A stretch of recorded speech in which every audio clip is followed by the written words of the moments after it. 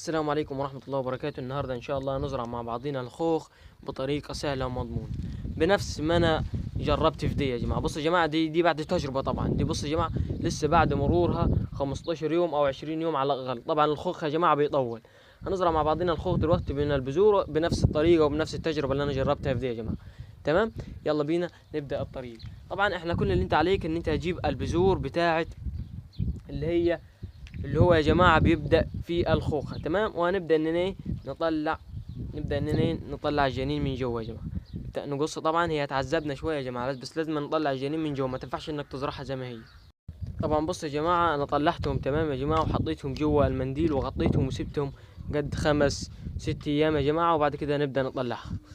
طبعا لفيتهم في المنديل يا جماعة وحطيتهم في حتة مكتومة يا جماعة علشان اعرف، عشان تسهل علي عملية التجدير. وبعد كده هنبدأ نفك يا جماعة. طبعا المنديل كله يا جماعة كله مية كده يا جماعة.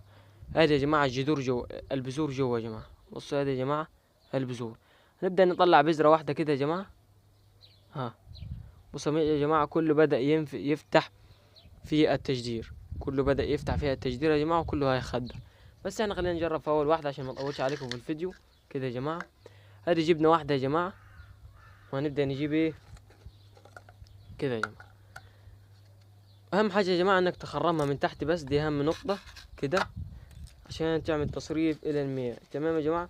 وبعد كده هنبدأ اننا نعبيها تربة كده يا جماعة، تربة خفيفة طبعا. اها، بنفس الشكل اللي حضراتكم شايفين. بعد كده اننا هنبدأ نبل التربة بتاعتنا الحلوة كده، وهنسيبها يا جماعة تشفط. طبعا بعد ما انا هزرع دي يا جماعة، ما تنسوش انكم تحطوها غير في حتة ضلة حقاش يصير الانبات يا جماعة. بعد ما شربت المي التربة بتاعتنا الحلوة الجميلة، هنبدأ نجيب البذرة بتاعتنا ده يا جماعة، وهنخلي ده من فوق يا جماعة كده. نبدأ نزرع، نحطها كده يا جماعة، بس حاول انك ما تدوس عليها جامد عشان لسه طبعا نية كده يا جماعة. ونبدأ ننزلها يا جماعة بالدقة والبساطة دي، ونبدأ نحط عليها التربة بتاعتنا الحلوة.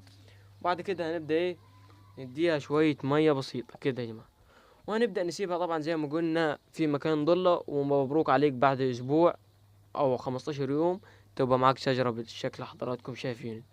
طبعا ما تنسوش انكم تصلوا على النبي في اخر الفيديو.